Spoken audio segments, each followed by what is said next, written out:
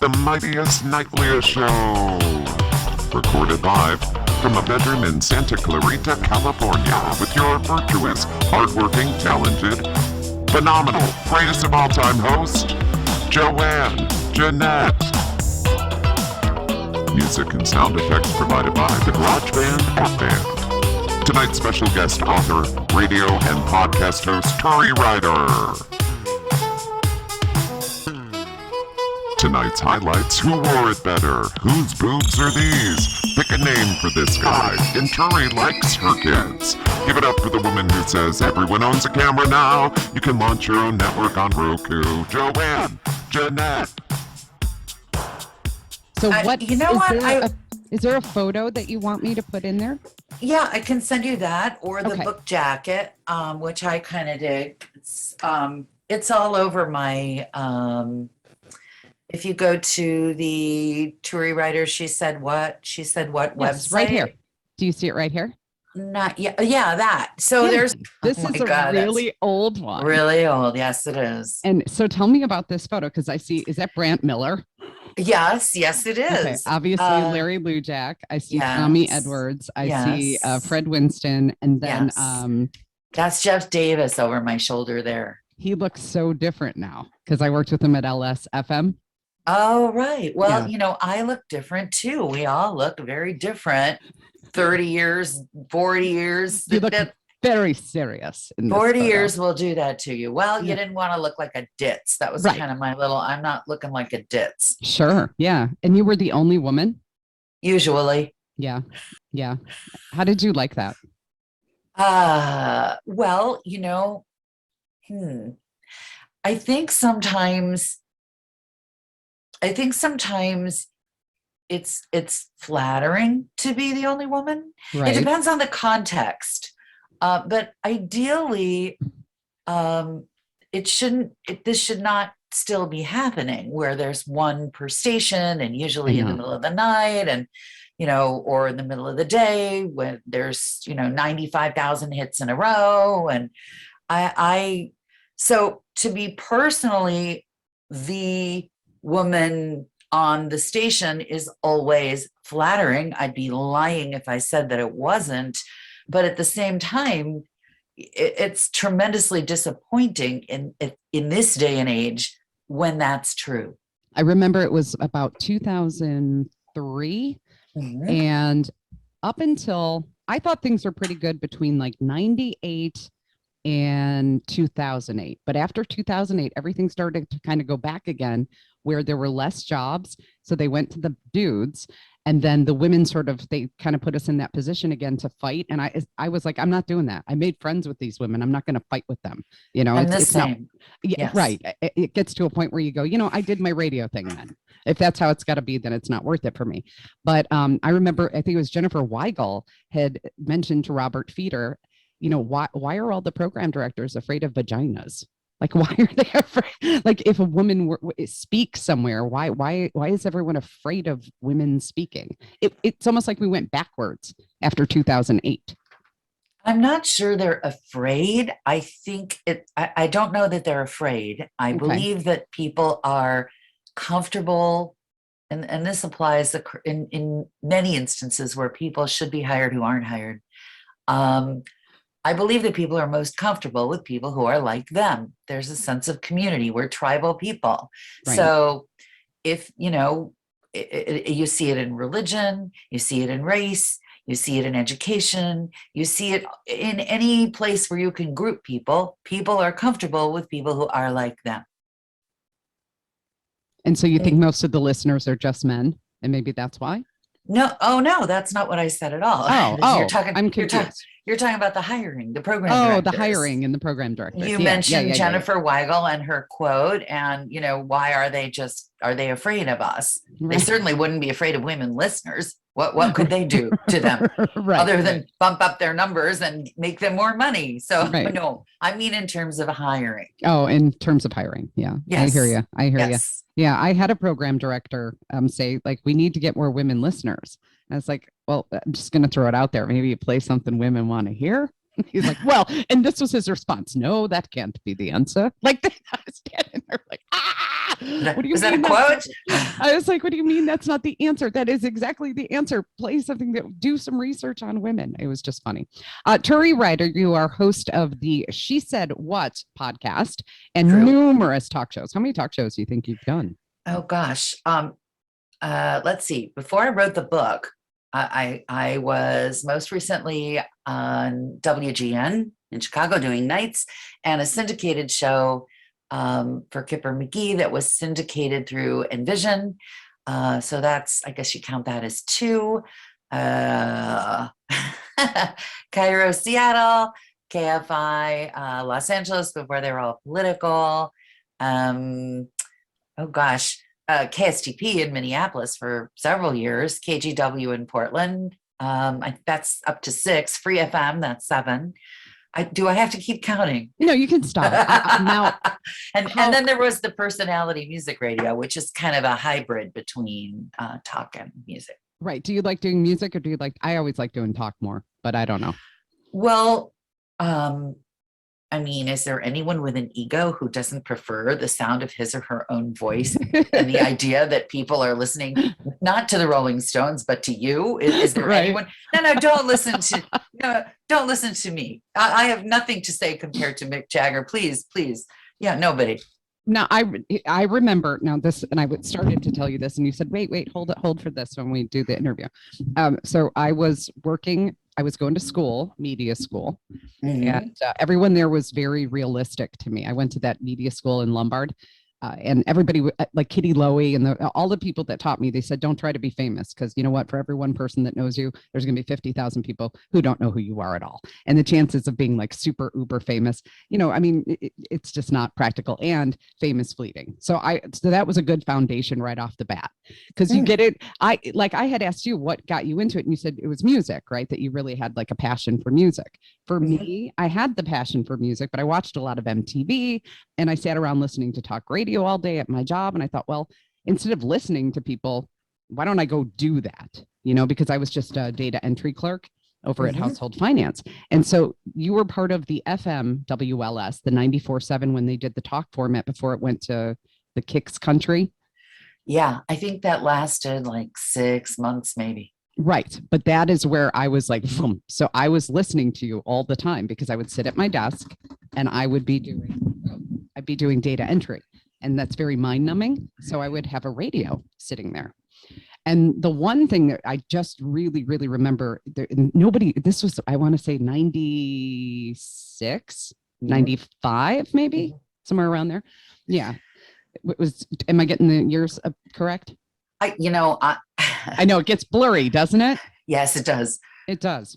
But I just remember you had done, and it was at evening. So I was at work in the evening that night and I was staying late, and you did a whole thing. And I thought this was very revolutionary at the time. You were talking about how, women in America, a lot of us have been groomed to be seen as prey or things to conquer, at least in certain generations. And so you were kind of talking about how you weren't going to hold on to the shame of maybe being like duped into sex, which is in a way, I would say rape by deception, but nobody ever labeled it that before. And so I know plenty of women that are like, oh, he totally scammed me. Like I had this envision and then he like took off on me, or he ghosted me, and nobody had really talked about that before. And so you were talking about how you weren't going to carry any shame about that.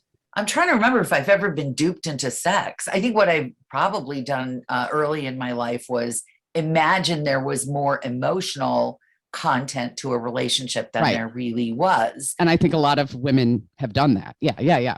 I'm pretty good at saying no to sex, I have to say. And it's a practical tool in radio because as the only woman, frequently people invite you to have sex with them.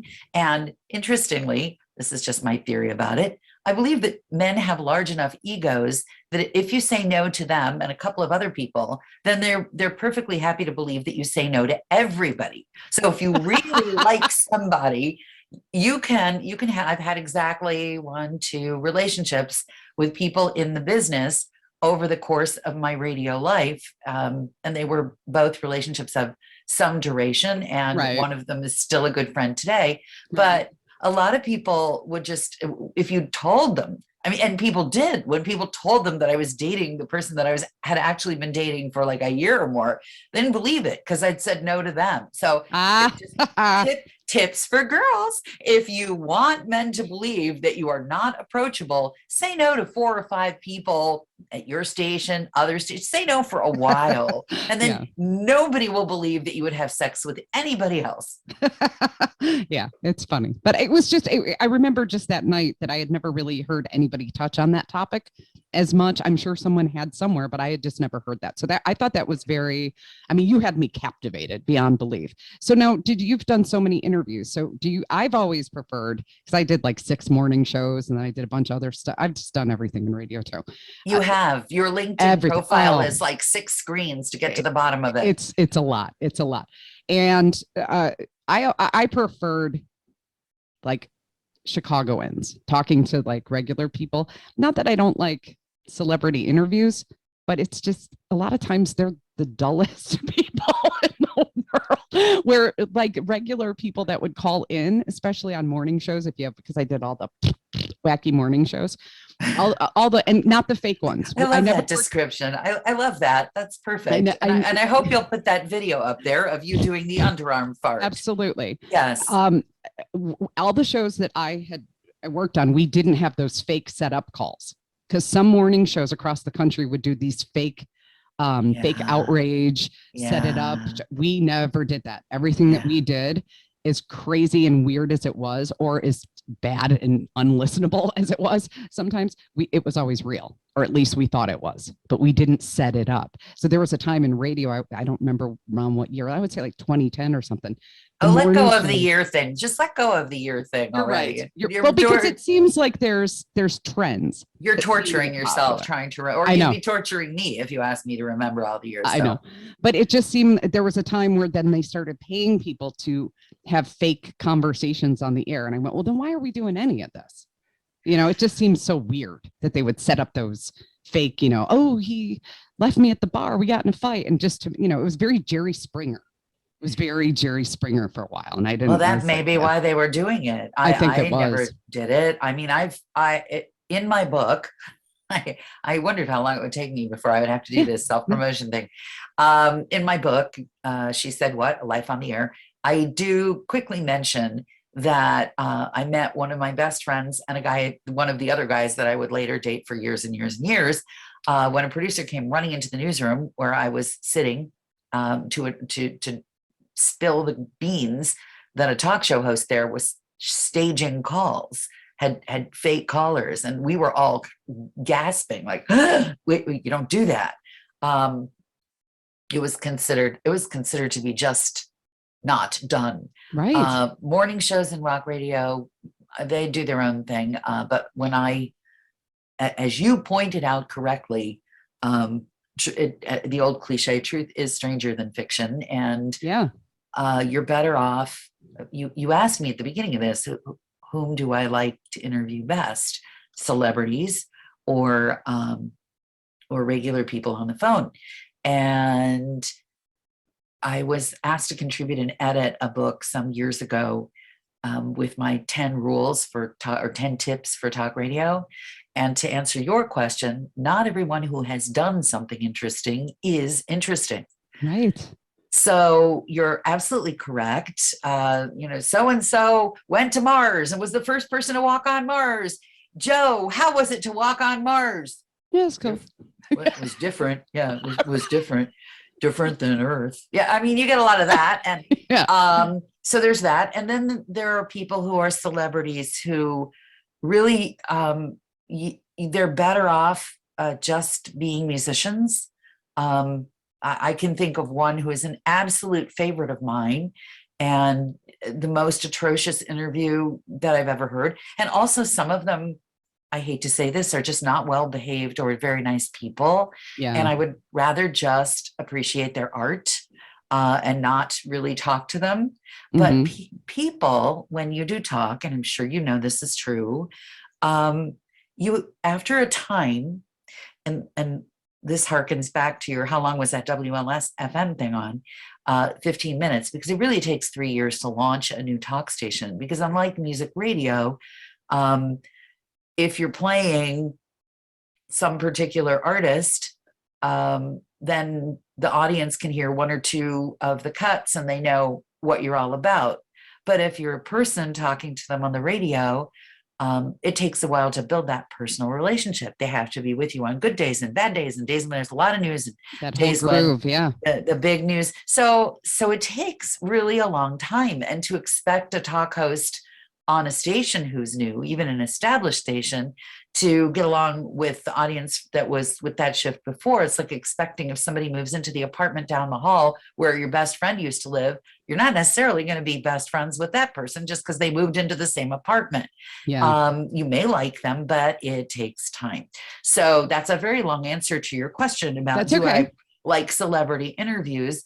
And like so many answers I'm afraid you're going to get from me today, that depends. But in general, 90% of the time, I prefer the callers. Okay. So how long have you been doing the podcast? She said what? We are into, numbers. You are a numbers girl. I guess so. Yeah. I don't know, 2.5 years, 2 years, something like 3. We're in season 3. Okay. So I guess we passed 2 years. And it is done with a friend of mine who's a radio veteran and a news veteran. Like so many iterations of anything new, I worked with a lovely co-host who, when COVID happened, had to be full-time mom. So she moved off the podcast. That was Catherine Lake. And then I worked with my sister for a little while, and she's smart and funny and terrific. But she has a lot of other commitments because she's a successful writer and editor. So lucky for me, my girlfriend, Marcy Persky, is semi-retired, even though she volunteers up the wazoo, but she also works a little bit. She has been a reporter, crime reporter, entertainment reporter, talk show host, editor, writer. There's just editor at UPI. Back when UPI was really a news gathering organization. So, and she's funny as all get out. And we live like the Green Acres life. She's in rural Arizona up on a mountain at 7,000 feet. Oh gosh. And I couldn't live there for 5 minutes, but she loves it. And I live in the city. And so we have very different lives, and it seems to work pretty well.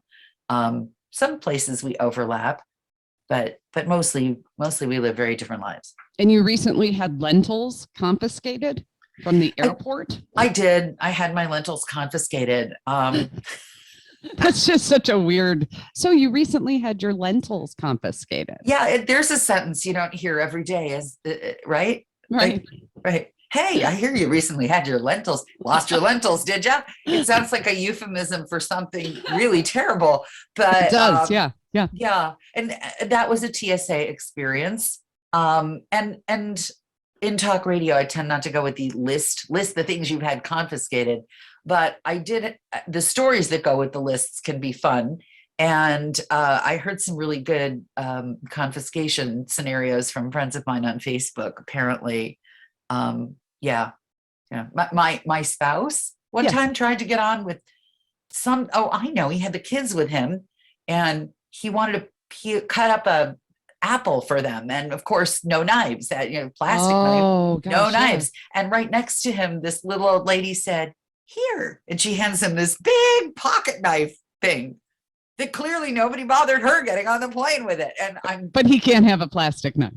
Well, he had the plastic knife. It's all very surreal these days. Security theater, I believe. Right, you said security theater. So right, it's about the appearance and the illusion more so than well, so we think. I mean, I don't know. I offered to taste my lentils to see if either they or I would explode, but he was having none of it, and so it was a long day on the airplane with no food. I lived. I'm not exactly starving away, so it was okay. I just get grumpy.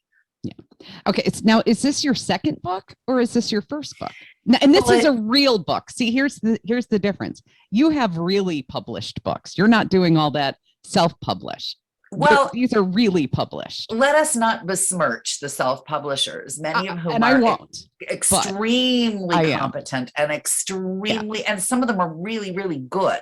Right. But for me as a talk show host to publish my own book, I thought seemed like it would read like a big ego trip. So, now she thinks she's going to have to talk to us for 4 hours a day. And now she thinks we need to spend how many weeks reading her life. Heck, who does she think she is? So it was really important to me that that I have the benefit of an actual real life publisher saying, yeah, we want to take this on. So that was like a cat being stroked in the right direction. I just heard of that. That was lovely. But the other books are books that I contributed to and edited. Those are done by the very successful broadcast consultant, Valerie Geller. She works in communications with every kind of communicator all over the world. And I am, and she's also the one who got me out of music radio and forced me into talk radio, kicking and screaming many years ago. So I owed her an editing job. Absolutely. And why did you get into radio? What drew you in?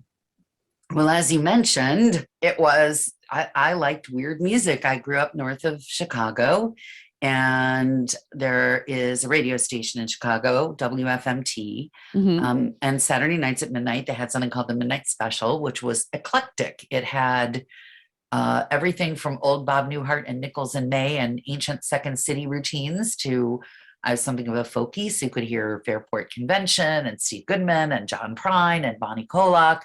And then from there, there was a coffee house on the Northwestern University campus where a lot of the folk people came to perform, and it was a cheap date. It was like a hippie commune in those days.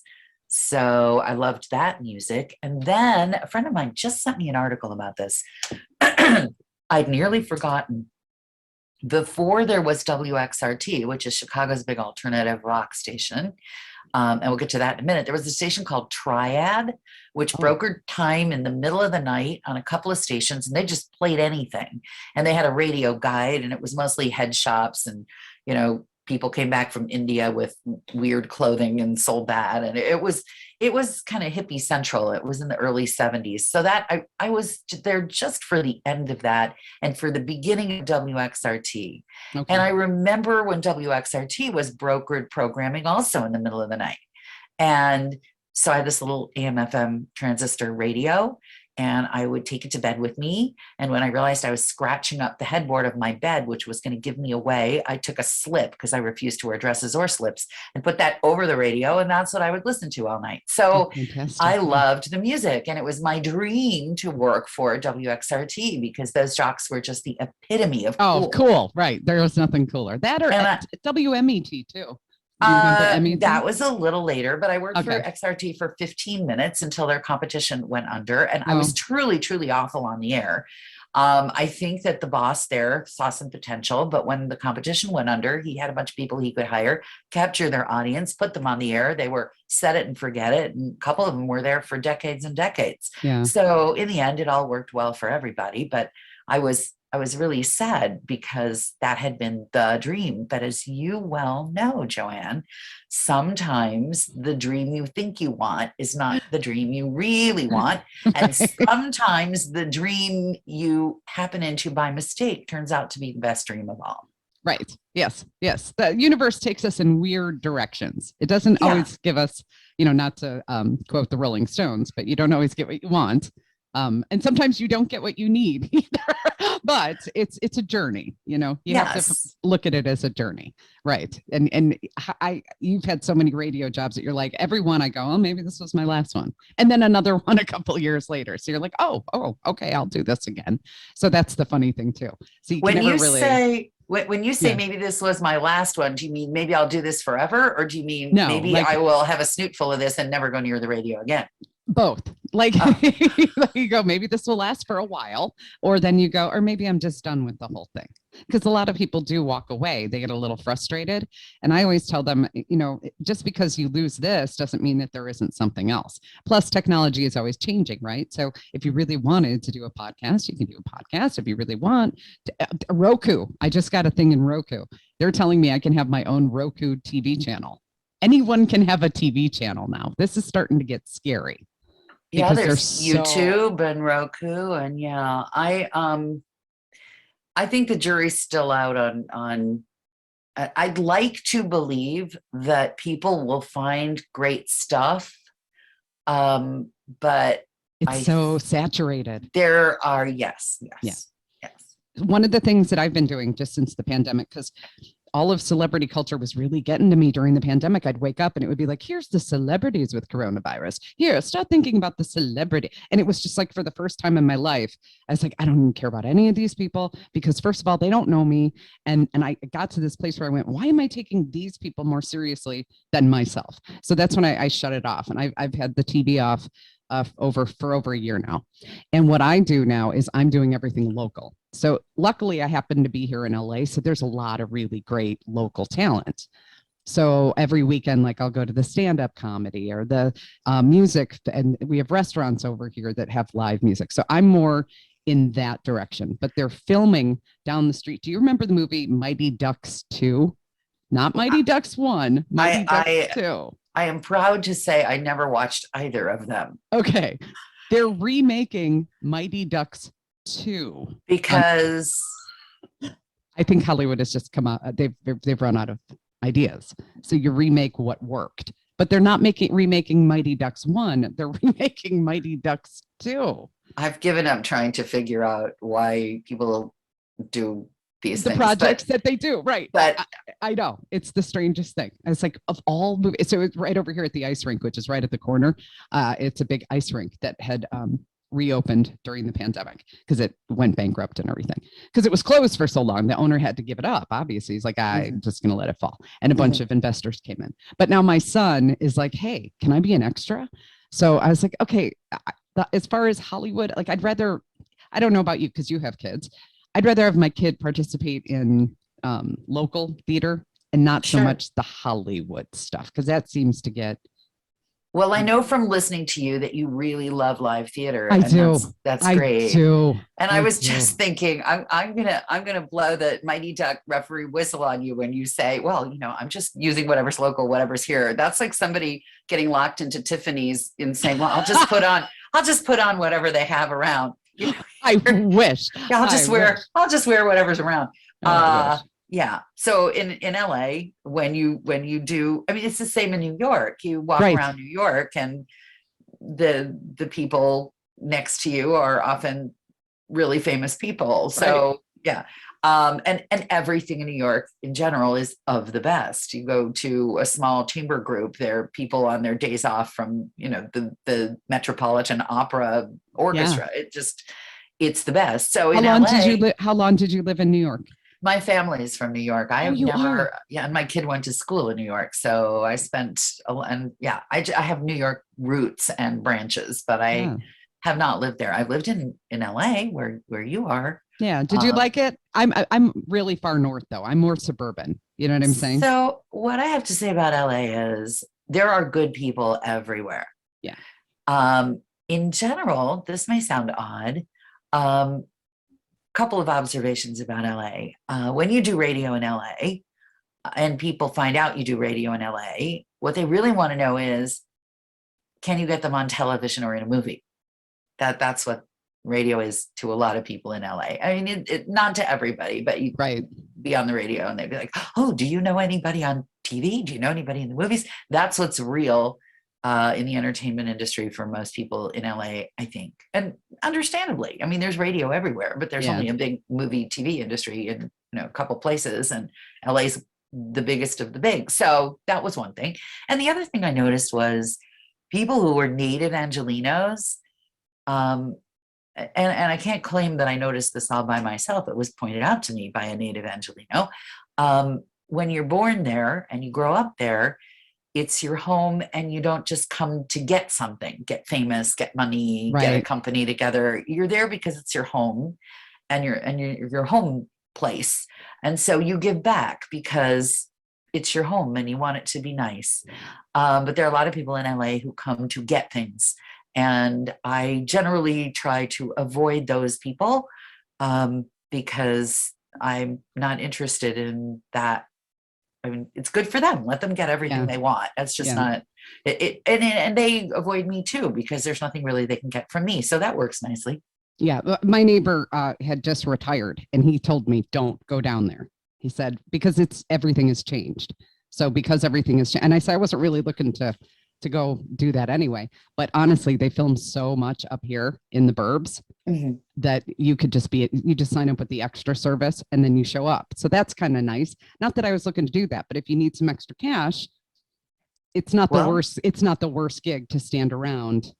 You know, I think you get, what is it? $80, $100 for the day. And you stand around as an extra. You can stand around your house and get nothing. So by your math, it's 100% better than standing around your house. Right. So although don't underestimate the great satisfaction that comes with dusting strange things. Yes. Yeah. That's true.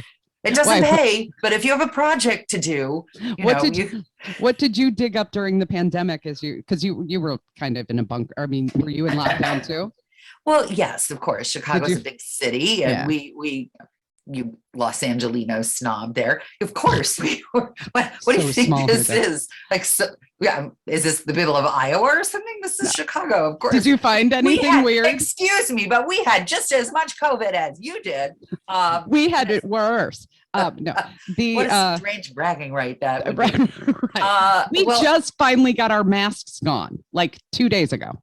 Finally. I believe they're pulling the mask mandate for Chicago public schools sometime next week.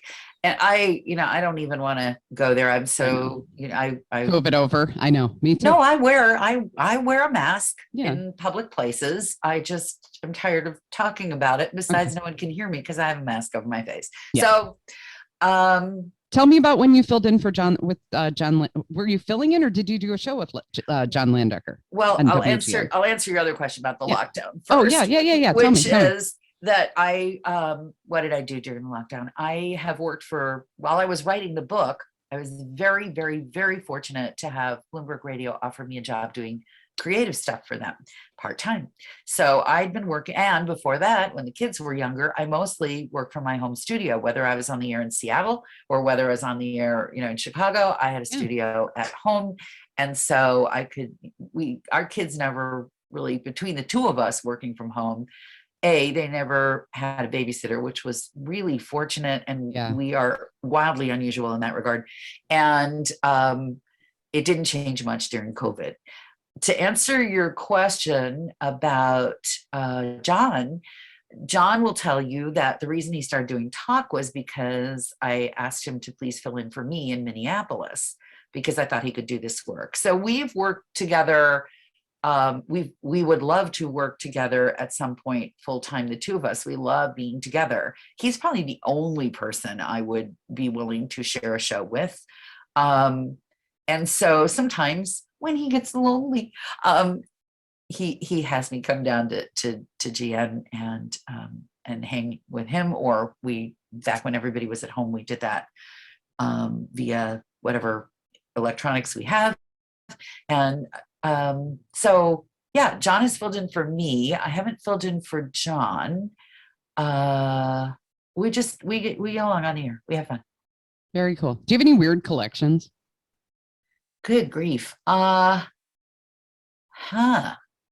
an interesting question. I strangely inherited. Here's a thing. If people find out that you have something peculiar, they assume you want a million of whatever peculiar thing it is that you have one of. So, we have chickens in the city. They came with us from California, and I had to tell people, no, I don't want any chicken statues, chicken salt and pepper shakers. No, I just have the 3 chickens. Thank you. I don't want to collect chicken stuff. But I do have, I don't even know if I'll send you a picture so you can put one in part of this part of this interview. Those old promotional, the curved glass with a silhouette and the thermometer sometimes that are from the 30s, 40s. I have some of those. I ended up with them sort of by accident. And I thought these will make nice bathroom wallpaper. So that's where they are. Do I buy any more of them? No, I don't. This is really boring to talk about. You should just cut this whole thing out because who really cares? How's this? Oh. Is it just one thing now? Yes, it is. Okay. The fancy Snooty model or the rainbow Swiffer duster. Did you do this yourself? No, this one I had help with. This is so cool that I had this do they even make a rainbow Swiffer duster? I guess so, yeah. Wow. Just imagine, like, if you were at Pride Parade, right, you could wear the outfit and wave the rainbow Swiffer duster, like do a little cleaning, fairy wand. Yes, clean your way down the avenue. Who wore it better? Wait, I didn't even answer. Can I wear the rainbow Swiffer duster? I mean, you could clip it onto you. I don't want to insert anything anywhere. No, I think it would make like a nice hair ornament. It would. Yes, it would. Marcy, my podcast partner, has a rainbow something or other that she just put up on the podcast page recently. I forget what it was. I think a crown or something. I forget. Yeah. But and now I'm looking at this rainbow Swiffer duster and it looks like a Muppet with a very thin neck. I think that the fancy Snooty model looks like one of those brushes at the car wash. Oh, you're right. Oh, I think I have one of those too. Yeah, I think if she twirled around really, really fast, she could take your pinstriping off. I like it. it. You're picking the model? No, I like the Swiffer. Although we were talking on the podcast the other day about how the Swiffer duster is one of those cleaning products that's, in my opinion, a total scam. It is. Yeah, yes. It is. I agree. Who wore it better, one of the Kardashians or a sack of onions? Wow. Well, I can say this. If I wore the Kardashian dress, I would look like a sack of onions. So I would say that's a tie. Okay. Who wore it better? You have Wolf Blitzer, Kathy McConaughey, Justin Trieber, or Ruth Bader Ginsburg. People would think better of me if I picked the little kid because that's what you're supposed to do to be nice. Right. But I like the dog. I do too. I like Wolf Blitzer. He's cute. Yeah. These are just photos. I like animals with wigs and I like animals in clothing. I like to see animals in clothing. Who's wait, do you have an animal that you dress up in a wig and in clothing? No, my cat died during the pandemic. Oh my gosh. Oh, I'm sorry. It's okay. I didn't dress her up or anything, but I like when people photograph because some dogs really like getting dressed up. I don't like to see animals forced into outfits. Wait a minute. But how do you know that an animal likes getting dressed up? Look at this dog right here. Doesn't he look happy? No. Okay, whose boobs are these? This is a game we play. Whose boobs are these? I not mine. Marilyn Monroe. Whose boobs are these? Again, not mine. It's Vanna White. Whose boobs are these? This one you know. Somebody with a really, really pointy brassiere. It's Madonna. Whose boobs are these? This one you know.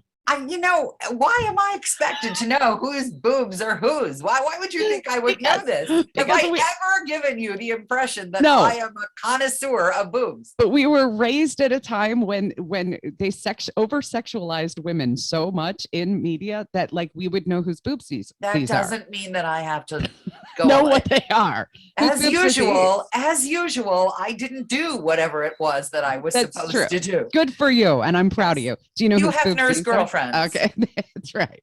Whose boob? This is Weird Al. These are the boobs of Weird Al. Okay, who wore it better? Will Smith or the Game Simon?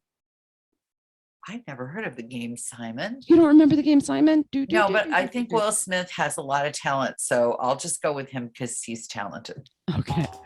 Who wore it better? A loaf of bread, container of milk, and a stick of butter, Stevie Wonder, or Right Said Bread?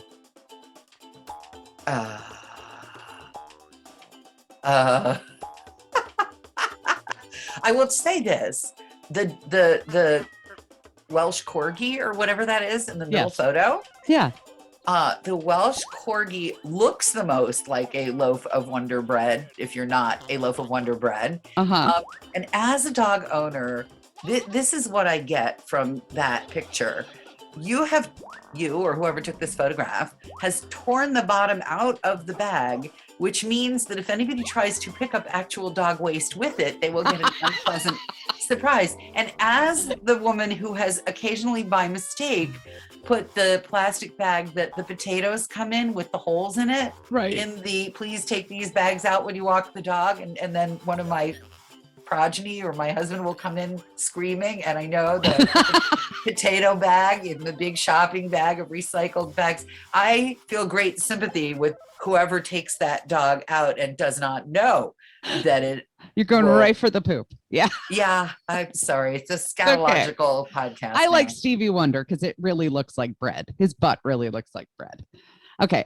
Who wore it better? Bark Twain, who's drinking a Corona, or Mark Twain from the model in this catalog for LL Bean? Who do you think wore it better? I think that the dog with the Corona looks very weird. I'll go with the less weird option. Okay. The guy. Mark Twain instead of Bark Twain. Yeah. Okay.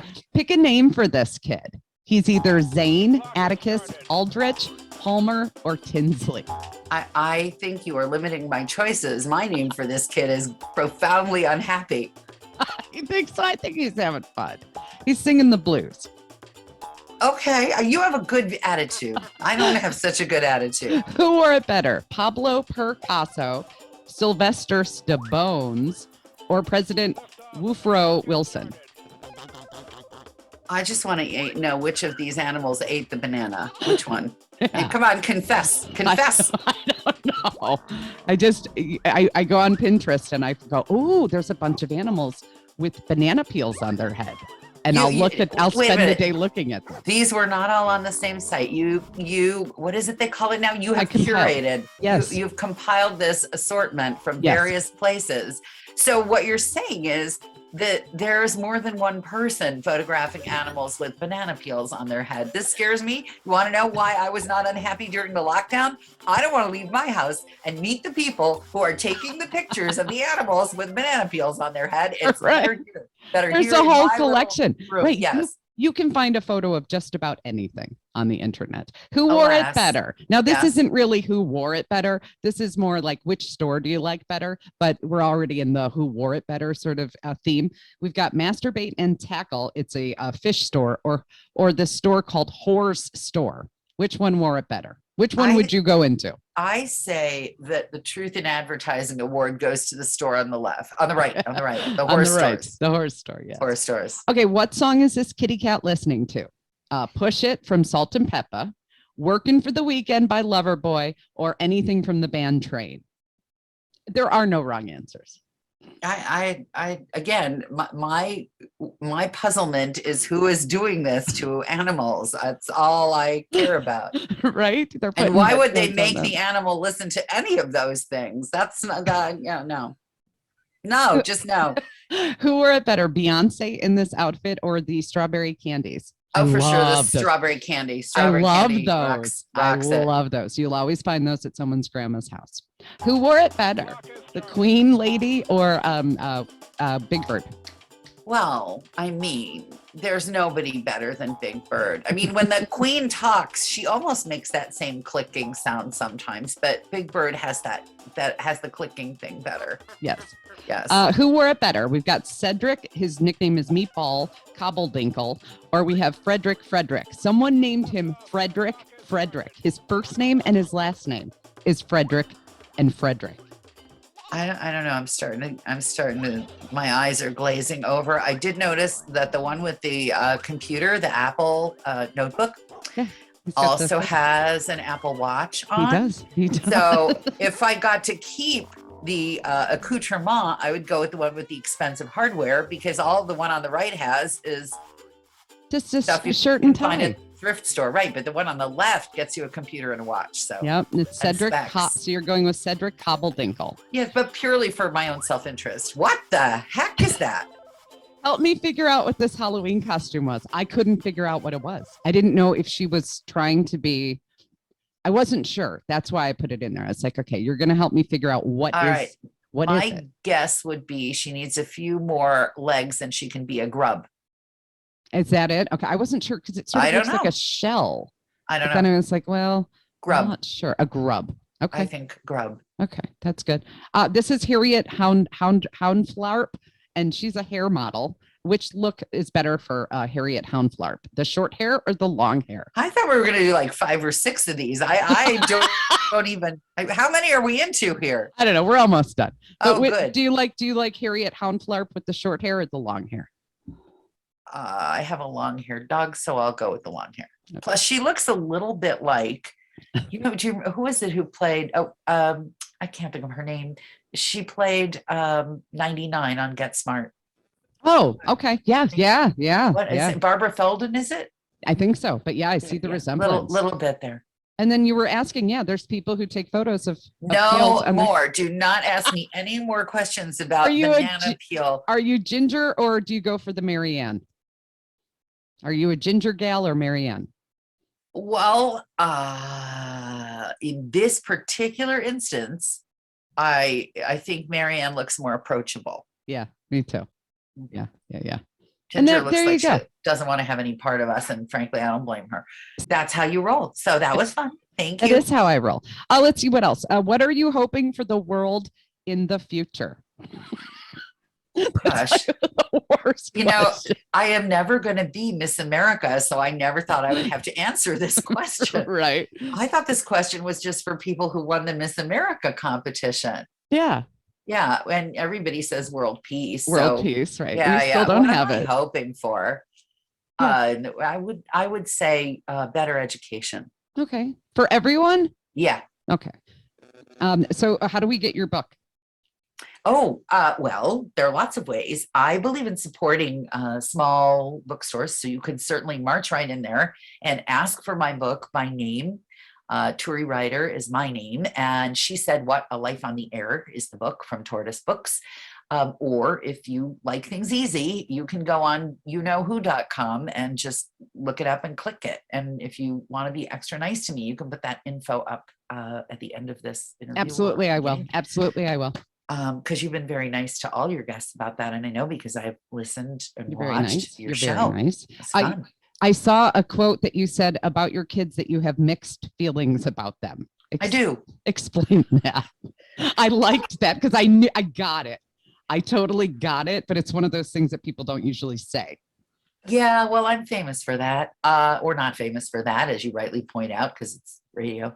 Well, let me back up and say a good marriage, in my opinion, is one where you only want to kill each other about twice a day. Right. So starting from there, I have mixed feelings about my kids on the like basis. Love is guaranteed. Right. As I used to tell them all the time, I love you always, but right at this moment, mommy doesn't like you very much. Like they've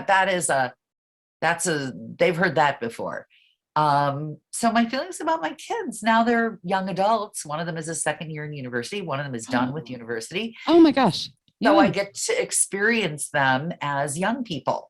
Yeah. And the older one knows, for example, that it's very important in our family that we pick organizations that do good work and support them. And he was raised to do that. And I couldn't believe that I had to remind him like 12 times to he got a job. And I had to remind him that he should pick some places and organizations to support. And when I had to remind him about the 12th time, I didn't like him too much right then. I felt like, what the heck, dude? Where's your appreciation? Yeah. So that's what I mean when I say, and he did the right thing eventually. And I didn't ask which groups and I didn't ask how much, but I'm assured that he has done what we expect of him as a citizen of the world. So absolutely. Does that answer your question? It does. And I get it. Because you're right. Love that's a guarantee. Yeah, I'm going to love you. Am I always going to like you though? Okay. It depends on the day and what's going on. But I hear you. But I liked that you put, I have mixed feelings about my kids. So do you feel like, may I ask the ages of your children? Yes, we've got one that is 16 and just got the first job. And then the other one is 12, but he looks like he's 17. Oh boy, that's got to scare the bejeepers out of you. Yeah. And he's in a special program. So he actually goes to high school. Wow. You got a plate full there. I do. And now he wants to be an actor. kind of. Oh, He well, wants to try it out. I was like, can we just do community theater? I don't want you to be a Hollywood type, but try you it know. out. If anyone can talk you out of it, you should let them. But the Yeah. people who really, really, really want to do it, it's like radio. If anybody can talk you out of it, you should let them. Yes. But if no one can talk you out of it, then give it your best. Yeah. So, and do you ever feel with your kids like, oh, maybe I didn't cover this well enough? Oh, all the time. Yeah. I mean, it's plus, well, we also had a stepdaughter who had died, but that was 7 years ago, but it still sticks. It's one of those things that it never heals, but it's also not at the forefront of your brain. So you move on with life and you, I don't know how to explain it. It was very impactful, obviously, losing a child. But she was 22. Yeah. I can only imagine. That's all I can do is imagine. I have no actual basis in experience for this. People who have lost children, we're part of this weird club where we get each other because it blows a hole in your universe. It shows you that like, whoa, at any time, the worst could happen. And then you have to sort of rebuild knowing that the worst has happened. So it makes you stronger. I'm not suggesting it. No. Saying I'm try sure it you're out. not. Try it out. Sure you're not. Well, it's like, you know, when you have, are any of these children biologically or adoptively, like, did you start any of these children out in life? Well, the one who had passed away, no, that was my stepdaughter, but I had known her since she was 3. But there's a reason I'm asking this particular these question. other children I gave birth to. Yes. Okay, so one I gave birth to in a hallway because the hospital left me in the hallway. But go on. Whoa! So the reason that I say this is when I was sort of a reluctant. I was a phobic mother. I was phobic, and I always loved children of that were in ages where you could talk to them. Yeah. If I twice I dated gentlemen who had children, and I really enjoyed their children very much. Right. But I was afraid to have them. I was really afraid. And the thing I was most afraid of was that I wouldn't love them. Oh gosh, no, that just comes all through the pregnancy. I would say to my husband, what if I'm like that song in chorus line? What if I feel nothing? Mm-hmm. And he would say, well, you know, you're a pretty good actress. You can fake it till you get the hang of it. That's a great answer though. And then to your point about stuff that you don't realize is real until it happens to you. Even after they gave me, like, even after I had the baby, if they'd said, oh, here's your puppy, you know, you'll have a nice time and you won't have to pay for college, I might have said okay to that. It might have been about the same. But when they placed the child on my body, it was as though I had lived in a house all my life, thought I knew it well, and all of a sudden somebody turned on a light in a room that I had not even known existed. Yes. The room of love of children was there. I hadn't known it.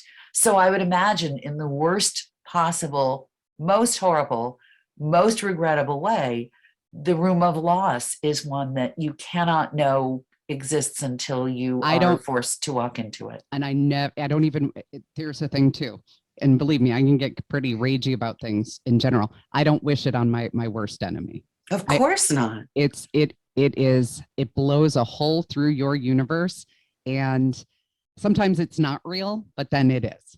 And so it's the reality that then you carry on holding that and knowing, and again, it was not our fault, but still you feel a sense of failure. And I've got some pretty good, I've got a good beat on self-esteem and all of that. And I can put things where they need to be and compartmentalize them but that I don't think it's logical. I can't imagine it's logical. It's not. And so your brain tries to make sense of it, but it's senseless. So you do spend a lot of time, but then it's been 7 years. So you learn then to, the only way I can explain it, it's a wound that never heals. Well, but it's not supposed to, but it also doesn't affect absolutely I would say the first 2 years, it does affect everything. Oh my gosh. It affects everything you do. Every minute it's on your brain. But then it's been 7 years. So you have to, try to make new memories and a new life and just know that this is something that happened to you. I mean, think about yourself like when you were 18, maybe something crazy happened. It's part of who you are, but you don't carry it around with you every single day.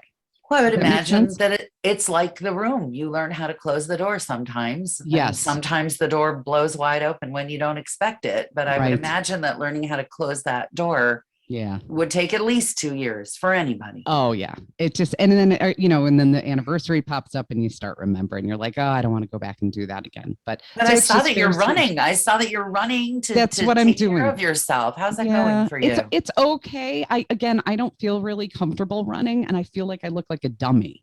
So because I feel like What? I feel dumb when I'm running. I feel like I look ridiculous. Oh, But I see now another reason why I don't run. I'm klutzy. I fall on a paper clip. But I like swimming because most of the time nobody even knows who you are. You got a mask, you got goggles, I mean That's a mask, true. you've got a cap and goggles, and yeah. everybody looks terrible mostly. But that might be a hard thing about living in LA is so many more people live at the gym. Oh, I've never gone to a gym in my life. I'm never going to. No. No.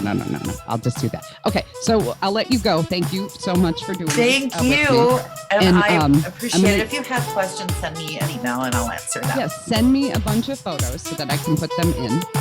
And It has been a pleasure. I'm going to jump because my phone's actually ringing. So it's perfect timing on your part. And thank you. Thank I'm you gonna so go much.